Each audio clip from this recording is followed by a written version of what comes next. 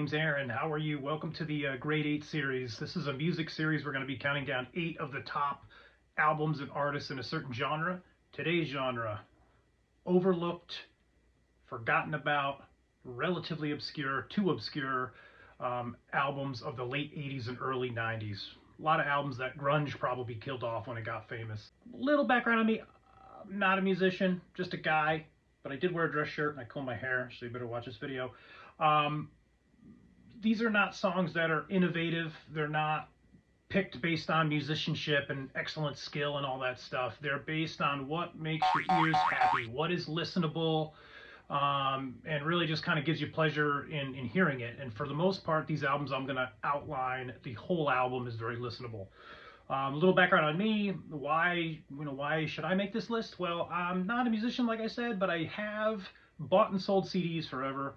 Have my own store, AB CDs, on eBay. Check me out. And I've listened to tons of music. I have a huge music collection myself, and I've just been around music for 25 years. So I know a little bit about what sounds good and what doesn't. And I really want to do this to shed light on some of these amazing artists and their amazing music that just hasn't been remembered.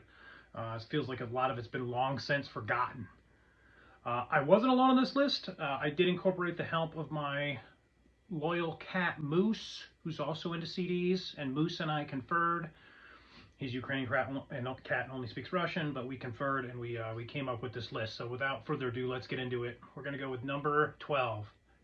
Just kidding. Number 8. The Silencers, 1989, A Blues for Buddha.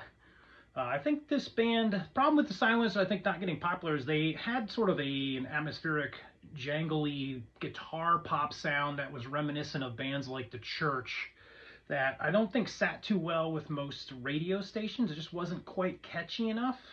But if you haven't heard this album, you're missing out on a few gems, including a great song they have called Scottish Rain about Chernobyl, or the aftermath of Chernobyl. Scottish Rain.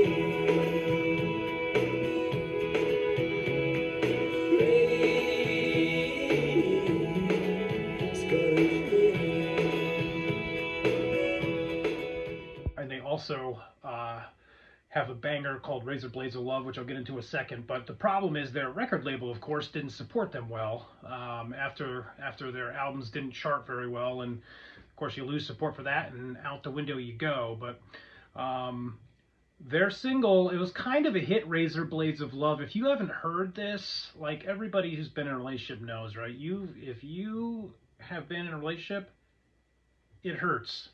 And their song Razor Blades of Love just kind of cements that for you. Razor Blades of Love.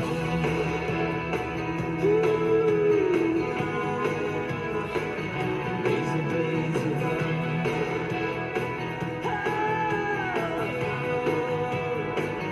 Razor Blades of Love. Coming in at number 7, John Parr, P-A-R-R, with Blame It on the Radio, 1986. John Parr's a name you might recognize. He wasn't that obscure, actually. He had a hit called Naughty Naughty around 1980 and 82 something, and then he also wrote and sang the theme to St. Elmo's Fire, a very popular movie back in the day. St. Elmo's Fire, Man in Motion. You don't want me to sing, believe me.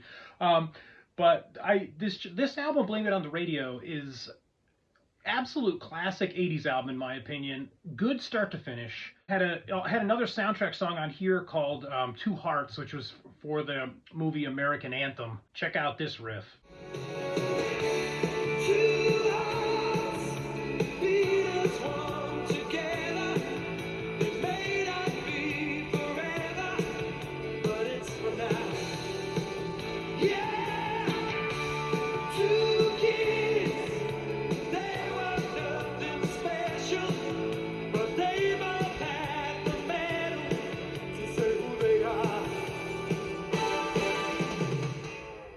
And then also for John Parr, he had another cool song I hear. I mean, every song's cool. Run Down Smile's a great song, but I like a song called Do It Again. It starts out with this killer guitar riff. Check it out.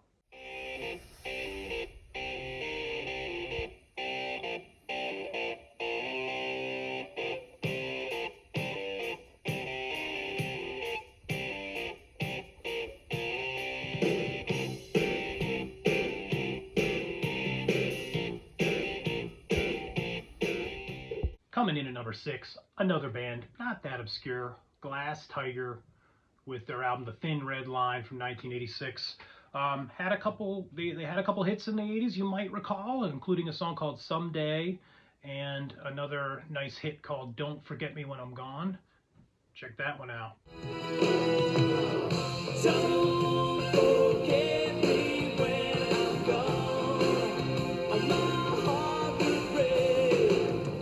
I have loved you for so long. It's all I can take. This Canadian band, again, they weren't very obscure. They actually won Juno Awards for this particular album. The Junos are the equivalent of the Grammys here in the USA. Junos, of course, are the equivalent in Canada.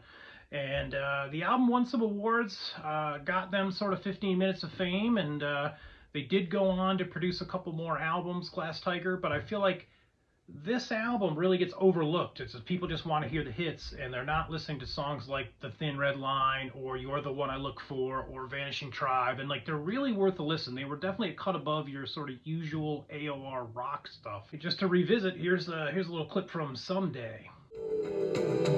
Someday you'll be shedding your tears to cry over me.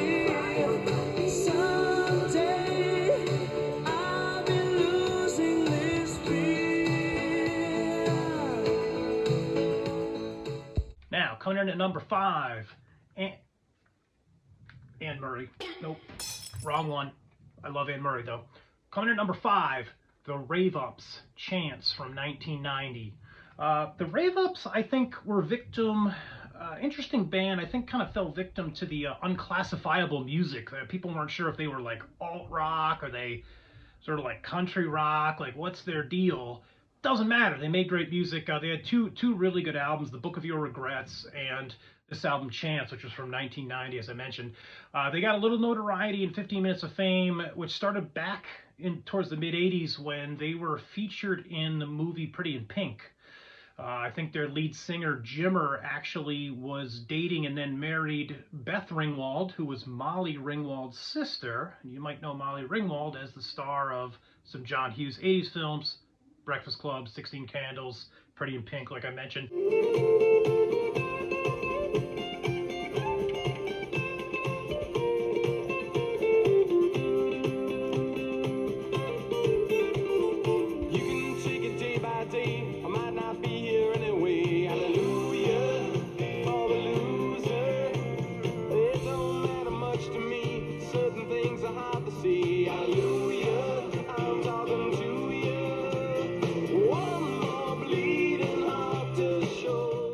Well, the Rave Ups, with Beth's urging and Molly's urging, I think they got John Hughes to put them in the movie. The Rave Ups actually play in the movie itself, although I don't think they made the soundtrack. And they got their little 15 Minutes of Fame, but they weren't able to sort of parlay it. They were on Epic record label, Epic and Sony, and they were merging, and they just didn't have the support. So Chance was their last album on Epic. But it's a good album, and it's worth a listen. It had a small alternative college rock hit called Respectfully King of Rain. Check it out.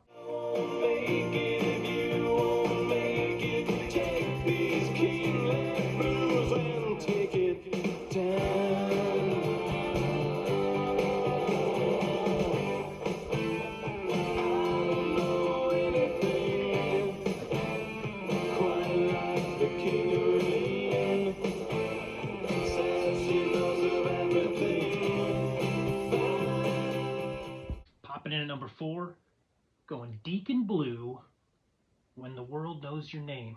Is that the right way? Yes. I just want to make sure I got that right. Sad, huh?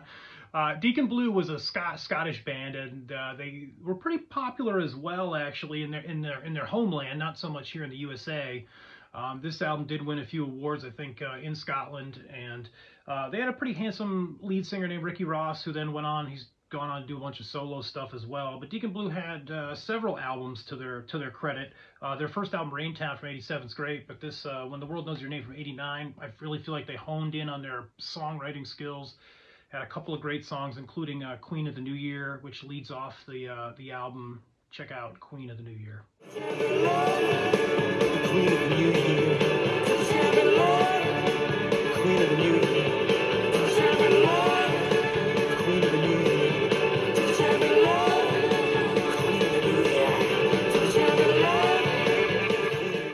And besides Queen of the New Year, you can go deep into this album and get a bunch of cool tracks out of it. In fact, towards the end of the album, there's a great song called Fergus Sings the Blues. Check it out.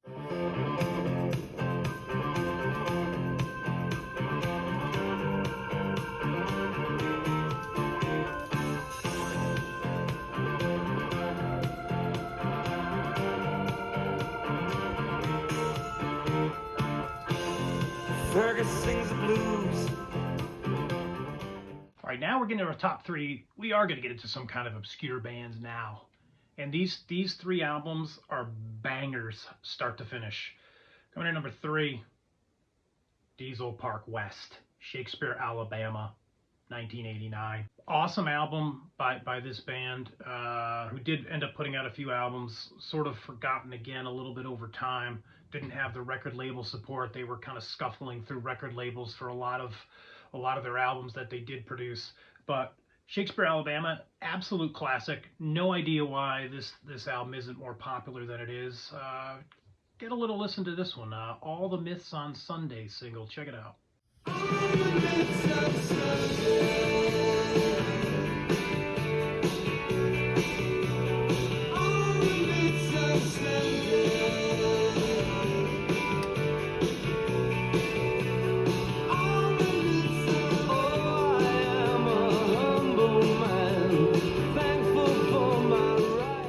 And then here's another banger for you that they put out called When the Hoodoo Comes.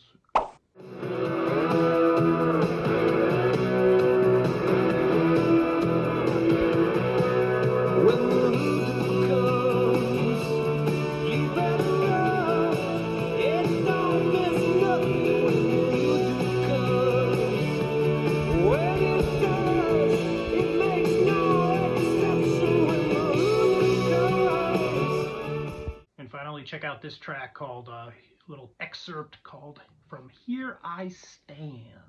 Here I stand, here I, right or wrong.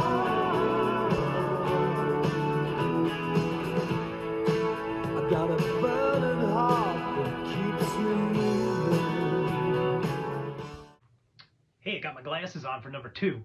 Coming in number 2, absolute banger, Rhythm Core, Common Ground, 1987. You don't know this album. You don't know what you're missing, people. This is crazy good. Detroit rock band. I think what put Rhythm Core cut above everybody else is Michael Persh, the lead singer, he just captures passion in his voice. And they like to sing about a lot of political issues, social issues, things like pollution, America's affinity for war, global warming, like all these kinds of like tough social and political issues of the day. And boy, do they do it with some passion. Check out their lead track here, Father's Footsteps. Roll this stone away. We just have to pay. We'll never hit the bottom. We don't want to footsteps. All we need to say is pray. We'll never have to follow. We don't want to footsteps. Yeah. Then they slowed it down a little at times too. So catch this poignant song called Solidarity. Solidarity, this is solidarity. Solidarity, this is solidarity. Solidarity, this is solidarity. Yeah. And then if you weren't sure if they could rock or not, Rhythm Corps said, we're gonna bang you up at the end with a great song, great rocker called Revolution Man, which is the last track on the album, and it rocks out. Catch it here. Revolution, revolution man, revolution, revolution man, revolution, revolution man, revolution, revolution man. As you may notice I've been trying to let the music do the talking, not me. But I don't have enough good things to say about number one. How do you beat the rhythm core?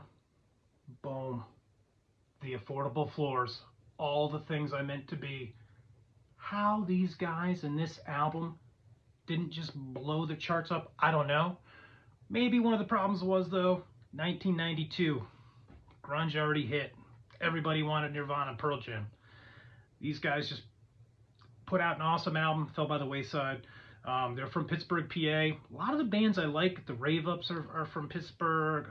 Another band I love called The Gathering Field will be on another. They're from Pennsylvania. How the hell does Pennsylvania make all this good music? I got no idea.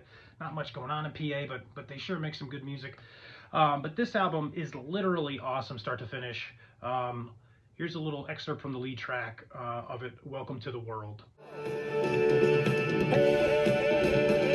Welcome to the world. We hope that while you're here you will enjoy your stay.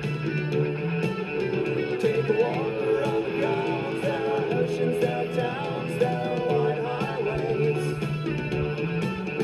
We are hey na na na, hey na na na, hey na.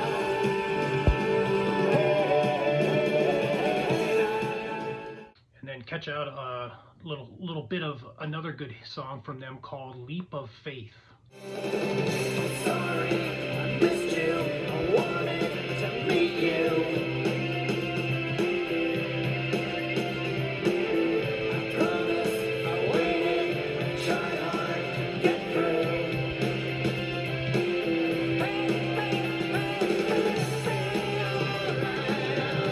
Be alright. Let it go around you, around you. I wish I might. Let it all surround you. And finally, here's a little excerpt from the title track, All the Things I Meant to Be. Oh, hey, I can hear you saying, stop talking, it's late, dear. Please don't think I'm delaying.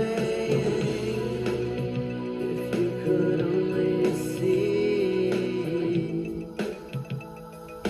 all the things I meant to be. So that's it, man. That's my list. Hope you're going to see more grade 8 videos coming up. But I hope you learned something new, maybe heard something new that you haven't heard of, and go check these artists out. Affordable Floors reformed recently. Check out their website. Rhythm Core, I think, has also played a few shows here and there. Like, these are awesome artists, awesome bands.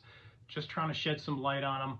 Look for new videos. Drop me some comments. I'm sure I didn't put in some of the ones you like, and let's talk it through. Look for more videos. Thanks. Peace.